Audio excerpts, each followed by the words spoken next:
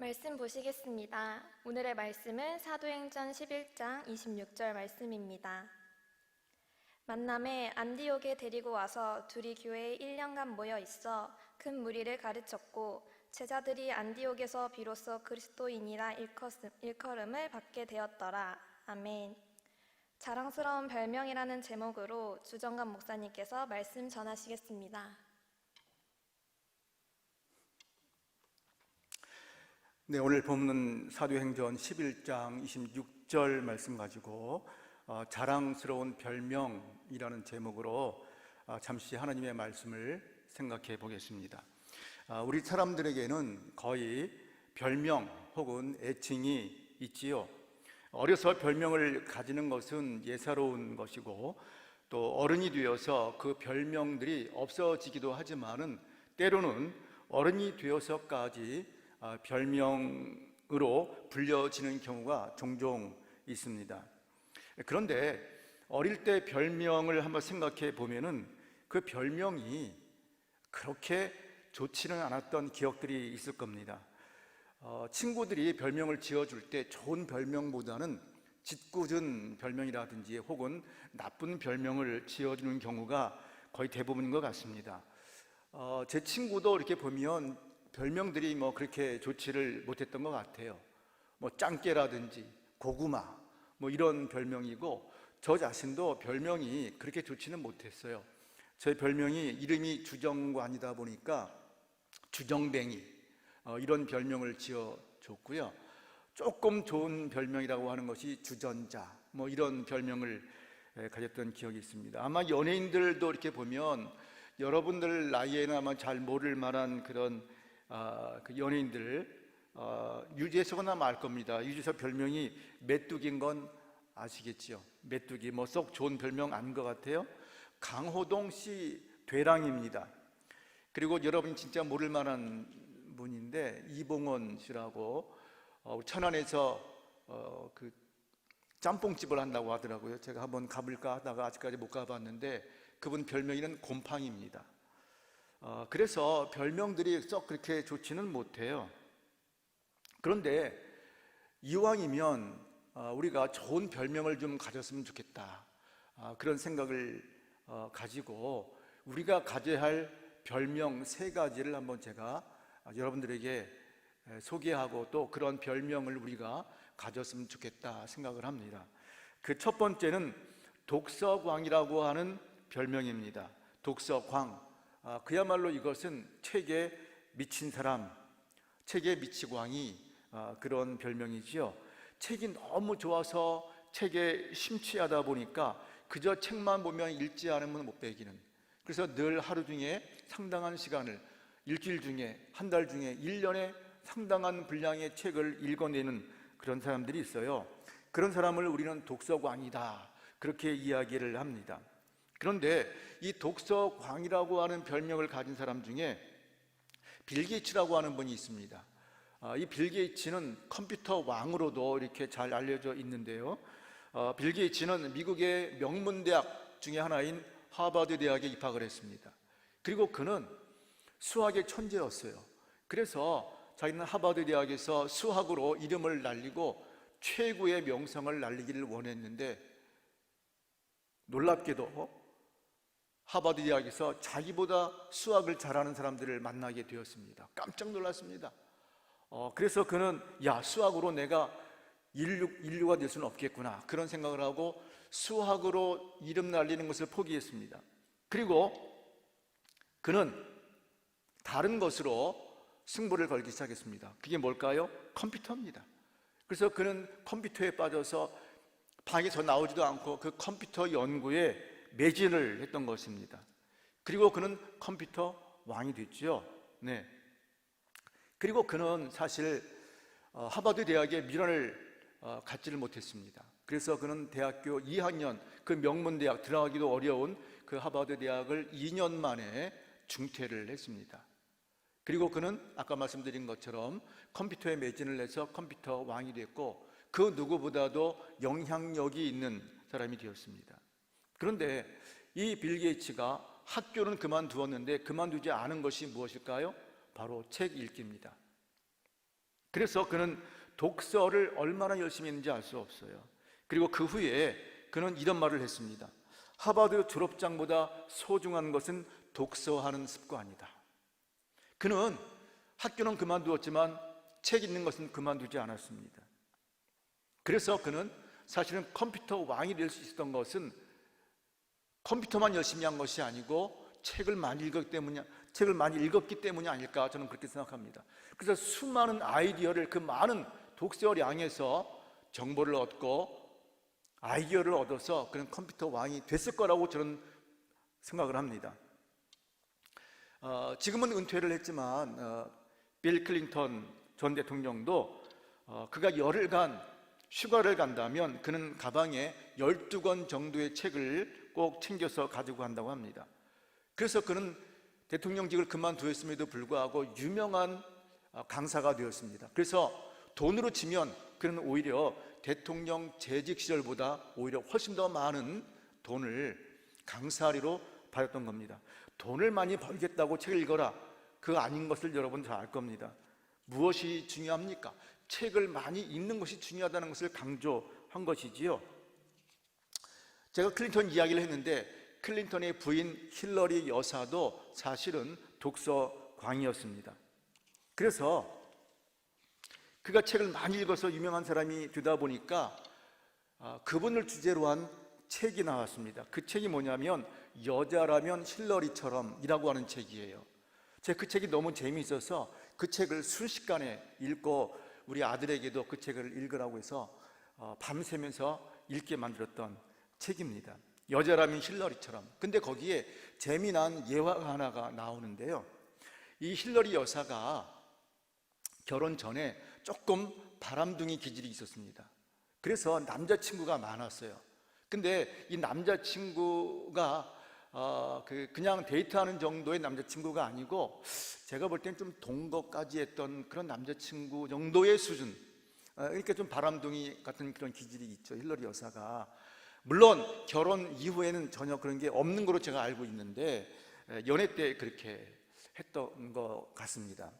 그런데 어느 날 이제 이 클린턴 그 부부가 이제 여행을 하다가 기름이 다 떨어져서 주유소에서 기름을 이렇게 넣었는데 그 휘발유 그 주유소 주인이 나와서 기름을 넣어주는데 보니까 자기의 전 남친이었어요.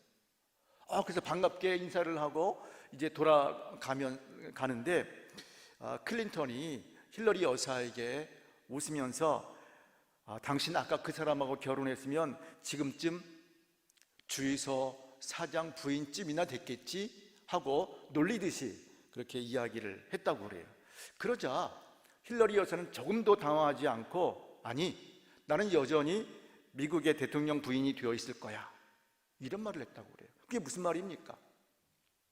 당신이 나를 만났기 때문에 대통령이 되었지, 만약에 아까 그 친구가 나를 만났으면 지금은 주유소 사장이 아니고 대통령이 되었을 거야, 이런 말입니다.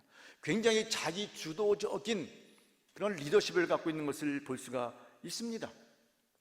이렇게 힐러리 여사가 자신감이 있고 능력이 있는 사람이 될 수 있었던 것은 그의 졸업한 좋은 대학이 아닌 독서 분량이 있었다, 이렇게 말씀을 드리는 겁니다.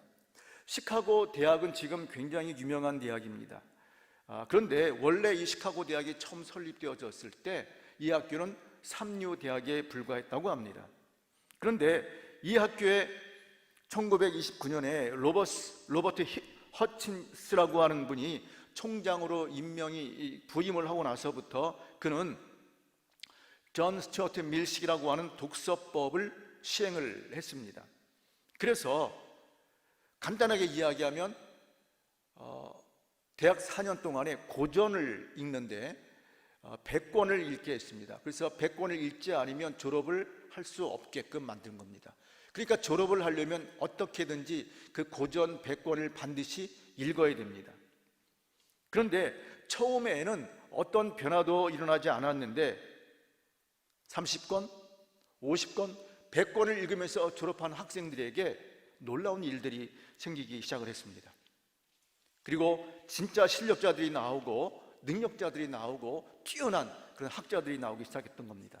그래서 이 시카고 대학 졸업생 가운데에서 노벨상을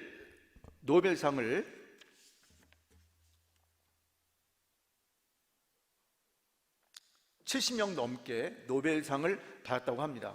그만큼 유명한 대학이 되고 말았습니다. 뭐요? 독서 때문에.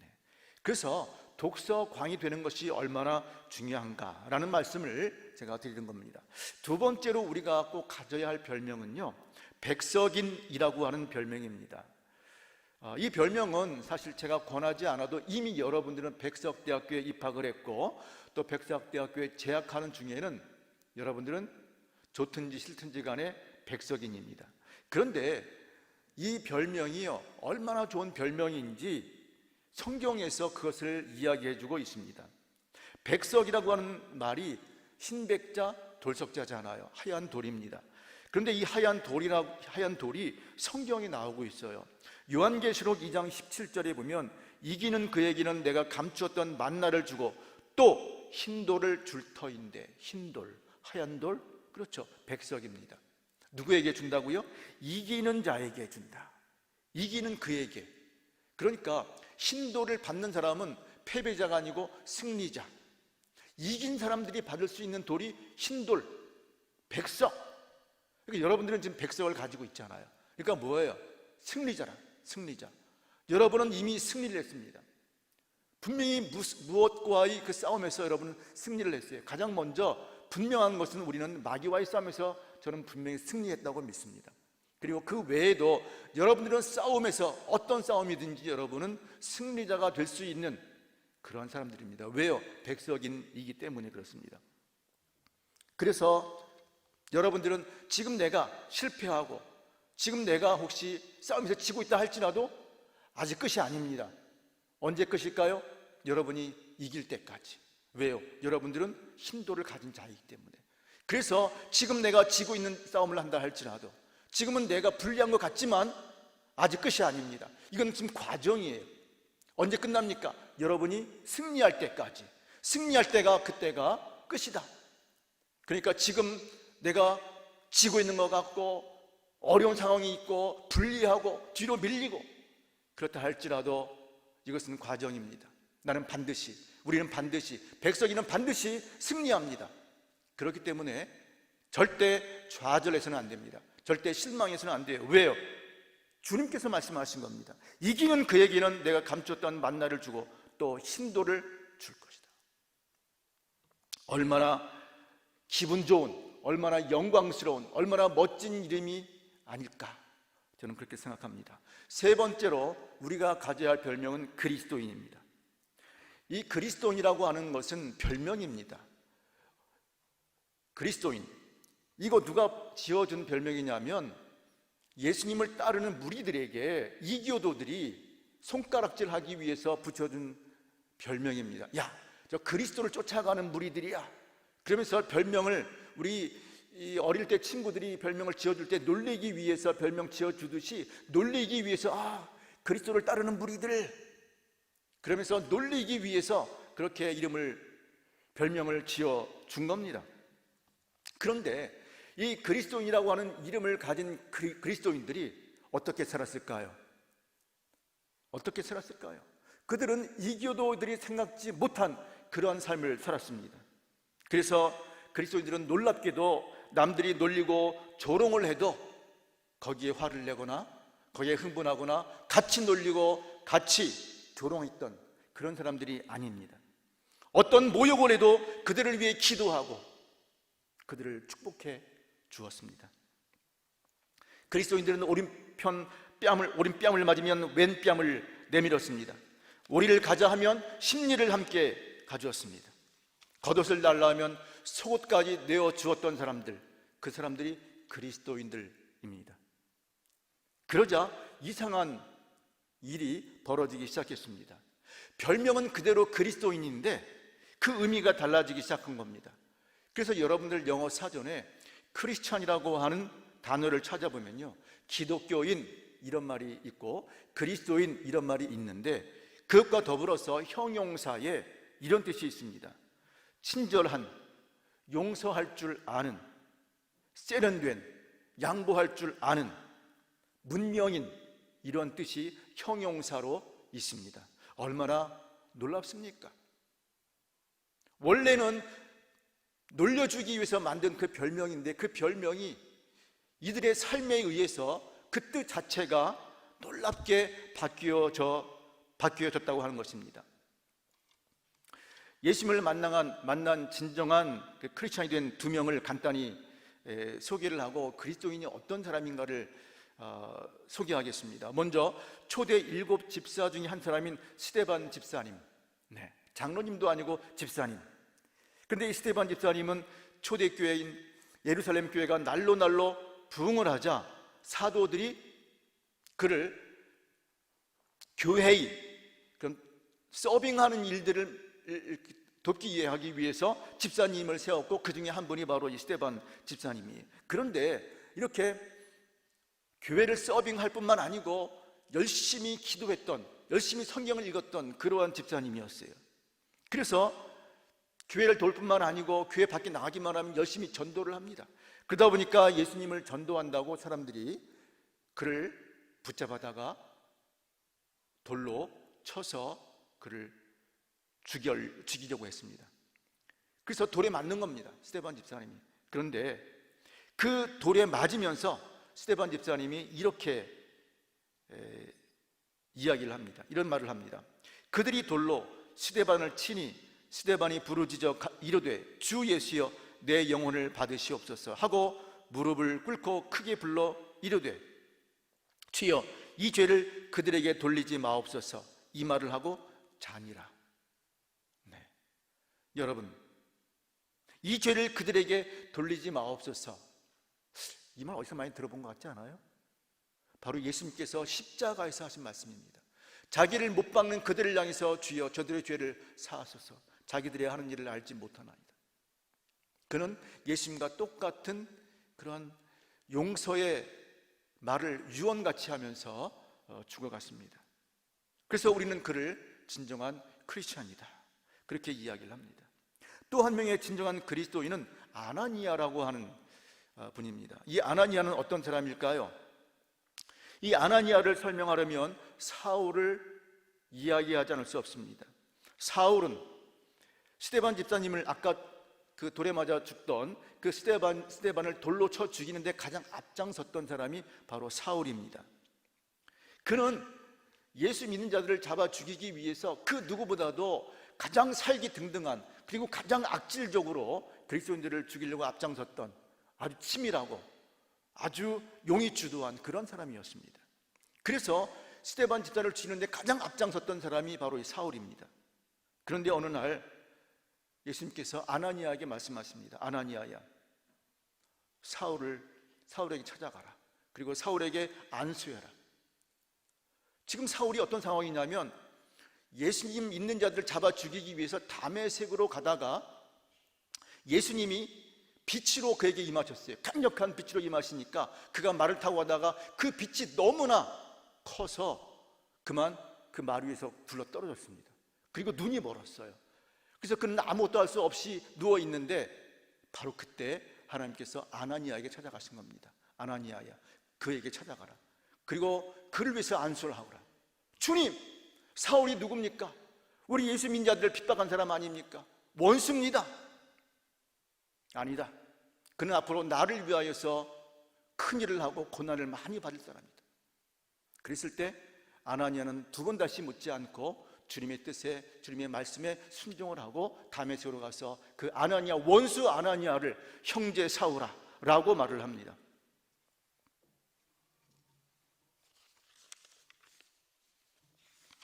그 말씀을 성경에 보니까 형제 사울아, 주 곧 내가 오는 길에서 나타나셨던 예수께서 나를 보내어 너로 다시 보게 하시고 성령으로 충만하게 하신다 하니.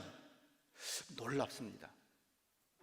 이 아나니아는 원수 사울을 주님의 명령 한마디에, 주님의 부탁 한마디에 바로 형제 사울아 라고 그를 부릅니다. 이게 얼마나 어려운 일인지 아마 여러분 아시겠지요? 원수입니다. 근데 그를 그리스도인으로서, 용서할 줄 아는 그리스도인으로서 형제 사울아라고 그를 부르면서 그에게 안수를 하고, 그렇게 되자 그가 성령이 충만해지고, 그리고 그는 전무후무한 예수 그리스도의 증인이 되고 마는 겁니다. 원수 사울을 용서할 줄 아는 그리스도인 아나니아가 바로 위대한 하나님의 종 바울 뒤에 있었다라고 하는 것을 우리는 잊어서는 안 됩니다. 바로 그리스도인의 삶입니다.